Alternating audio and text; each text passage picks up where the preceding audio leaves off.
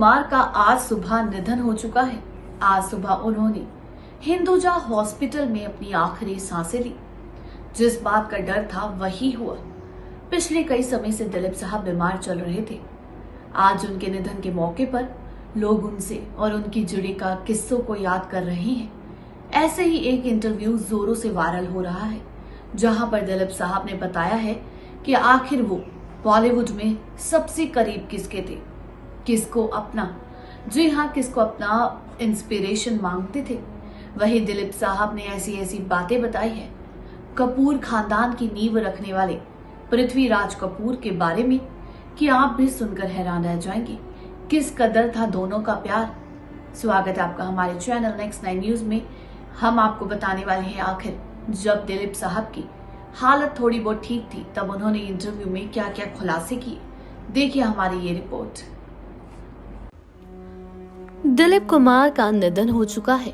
इसी बीच दिलीप कुमार का मीडिया के साथ आखिरी इंटरव्यू सामने आया, जहां पर मीडिया ने उनसे कई तरह के सवाल किए और दिलीप कुमार ने मीडिया के सामने खुलकर बात की। दिलीप से पहला सवाल पूछा गया कि उन्होंने इतने सारे उम्दा कलाकारों के साथ काम किया, उनमें से सबसे ज्यादा वो कौन से कलाकार का एहतराम करते हैं। इस पर दिलीप कुमार ने कहा कि मैं पृथ्वीराज का सबसे ज्यादा करता हूँ, क्योंकि पृथ्वीराज कपूर बहुत ही उम्दा कलाकार थे और मेरी तरह पेशावर के रहने वाले थे।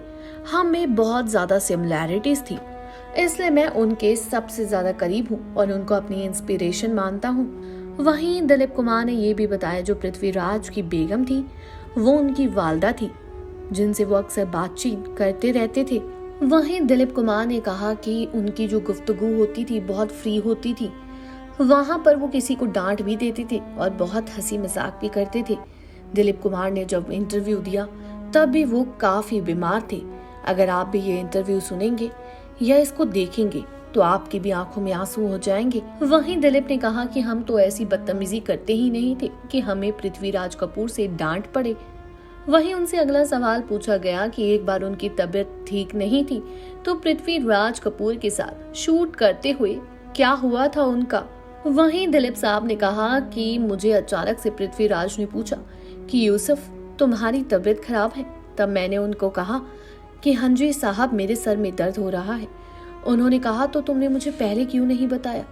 इस पर उन्होंने माथुर साहब को कहा कि आप सारी लाइटिंग बंद कर दीजिए, दिलीप साहब यानी कि यूसुफ साहब के सर पे दर्द हो रहा है। वहीं दिलीप कुमार ने कहा कि पृथ्वीराज इतने अच्छे इंसान थे, उन्होंने मेरे लिए सारी लाइटिंग बंद करवा दी और कहा कि तुम अब कम ही स्क्रिप्ट्स पढ़ना और कम ही बोलना। वहीं दिलीप साहब ने बताया कि वहीं पृथ्वीराज ने सारी लाइटिंग बंद करवा दी और पंखा भी मेरी तरफ करवा दिया। पंखे की हवा से मैं उसी टाइम सो गया और मुझे पता भी नहीं चला।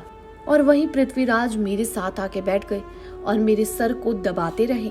वहीं आपको बता दें दिलीप कुमार ने इंटरव्यू में यहाँ तक खुलासा किया कि गुरुदत्त ने उनके लिए एक स्क्रिप्ट लिखी थी, एक फिल्म लिखी थी, जिसको मैंने ठुकरा दिया। वहीं दिलीप कुमार ने कहा कि मैं उनकी स्क्रिप्ट, उनकी फिल्म कभी ठुकराना नहीं चाहता था, लेकिन मैंने उनकी फिल्म इसलिए ठुकराई क्योंकि वहां पर उन्होंने फिल्म में क्या किरदार है मेरा, इसके बारे में मुझे नहीं बताया। मैंने उनसे कहा कि देवदास, जैसे चटर्जी ने देवदास लिखी, उन्होंने मुझे बताया कि एक इंसान है, एक आदमी है जो शराब पीता है और शहर में जाता है और बिल्कुल शराब में धुत हो जाता है, तो इसका भी तो कोई कैरेक्टर होगा। अगर आपकी फिल्म में भी कोई शराब पीता है तो इसकी वजह क्या है। वहीं गुरुदत्त ने दिलीप कुमार को कहा कि वो इस वजह से शराब पीता था जिस आदमी का अब दोबारा किरदार निभाने वाले हैं। देवदास और दोनों की बुनियाद एक ही थी। वहीं दिलीप साहब ने कहा कि दोनों का कैरेक्टर एक ही था, देवदास और ये कैरेक्टर एक ही था, इसलिए मुझे इस फिल्म को ना करना पड़ा। मैं दोबारा से वही कैरेक्टर नहीं करना चाहता था जो मैं ऑलरेडी कर चुका था। उसी तरह आपको बता दें कि दिलीप कुमार ने हॉलीवुड के ग्रेट डायरेक्टर की भी फिल्म ठुकरा दी थी। जी हाँ, ग्रेट डायरेक्टर डेविड ने अपनी फिल्म लॉरेंट ऑफ हॉरेसिया में दिलीप कुमार को लेना चाहा था, लेकिन उन्होंने इस फिल्म को करने से भी मना कर दिया। आपको बता दें दिलीप कुमार ने इंटरव्यू में बहुत बड़े बड़े खुलासे किए।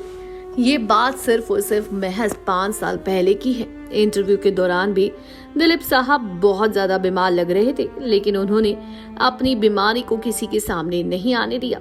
जब जब उनसे सवाल किए गए तब उन्होंने उन सवालों के जवाब दिए। आपको बता दें, खबरें यहाँ तक है कि दिलीप कुमार ट्विटर पर जितना भी पोस्ट करते थे वो खुद ही सायरा बानो को बताते थे कि अब मेरे ट्विटर हैंडल पर मेरे फैंस के सामने ये सब कुछ पोस्ट करो। वहीं जब दिलीप कुमार ने आखिर बार अपने ट्विटर पर पोस्ट किया था तो उनका पोस्ट यही था कि मैं आप सबको बताना चाहता हूँ कि मैं ठीक हो गया हूँ, आप सबकी दुआओं से मैं घर आ गया हूँ। हाल ही में दिलीप कुमार हॉस्पिटल में फिर से एडमिट हुए थे, जिसके बाद उनके फैंस को तो झटका लगा था।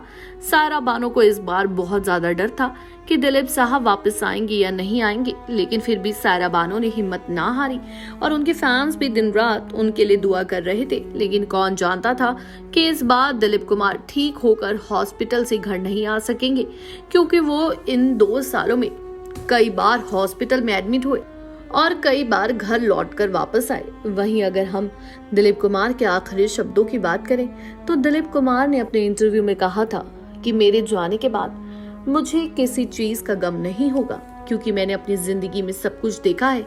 चाहे मेरे कोई बच्चा ना हो, फिर भी मुझे मेरे परिवार के बच्चों से इतना प्यार मिला है कि मुझे कभी बच्चे की कमी महसूस नहीं हुई। अगर मुझे चिंता सताएगी तो वो सिर्फ और सिर्फ सायरा बानो की, क्योंकि सायरा की जिंदगी में मेरे अलावा कोई भी नहीं है। सायरा ने बिना सोचे समझे, बिना उम्र का लिहाज करे मुझसे शादी के लिए हाँ करवाया। उसने मुझे शादी के लिए ऑफर दिया। जब मैंने उनसे कहा कि हमारी उम्र में बहुत ज्यादा फर्क है, हमें आगे चलकर बहुत परेशानी होगी, तब भी सायरा ने कहा कि मैं आपसे 12 साल की उम्र से प्यार करती हूँ, मैं आपकी हर एक फिल्म देखा करती थी। दिलीप कुमार ने यहाँ तक खुलासा किया कि मैं और सायरा अक्सर अकेले बैठते हैं तो इसी बात का बहुत गम सताता है कि अगर मैं पहले चला गया तो सायरा का क्या होगा। सायरा हमेशा दिलीप साहब से कहा करती थी, अगर आप चले गए तो मैं भी ज्यादा समय तक जिंदा नहीं रहूंगी, मैं अपनी जिंदगी से हार मान जाऊंगी, क्योंकि मेरे पास तब करने को कुछ नहीं होगा। अभी तो मेरे पास करने को सिर्फ आप हैं। मैं आपके साथ ही साय की तरह रहती हूँ। मुझे बच्चे की कमी कभी महसूस नहीं हुई, क्योंकि मेरे लिए आपका ध्यान रखना किसी बच्चे से कम नहीं था। वहीं दिलीप कुमार ने यहाँ तक खुलासा किया कि सायरा बानो उनके लिए कितनी पॉजिटिव थी। सायरा बानो उनके लिए बहुत ज्यादा पॉजिटिव थी। सायरा बानो ने किस तरह दिलीप के लिए अपनी फिल्में भी छोड़ दी थी। जी हाँ, आपको बता दें, ऐसा नहीं था कि सायरा बानो फिल्मी जगत में कुछ करना दिखा रही हो। उस समय सायरा बानो टॉप की अभिनेत्री थी, फिर भी सायरा बानो ने अपना पति, अपना प्यार पहले चुना और खुद ही फिल्मों को अलविदा कह दिया, क्योंकि उस समय दिलीप की तबीयत खराब होना शुरू हो गई थी।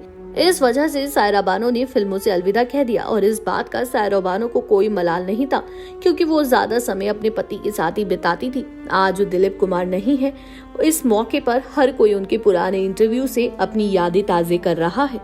जी हाँ, जहाँ बॉलीवुड का फर्स्ट एक्टर दिलीप साहब को कहा जाता है, वहीं पृथ्वीराज कपूर की वजह से तो बॉलीवुड ही बना था। कहा जाता है पृथ्वीराज कपूर ने ऐसी ऐसी फिल्में की कि लोग उनको आज भी याद करते हैं। दिलीप साहब और पृथ्वीराज कपूर एक ही तरह के इंसान थे, इसलिए दोनों को वैसा ही याद किया जाएगा जैसे पृथ्वीराज कपूर को किया जाता है। जानकारी अच्छी लगी हो चैनल को सब्सक्राइब करें, बेल आइकन दबाना ना भूलिए। धन्यवाद।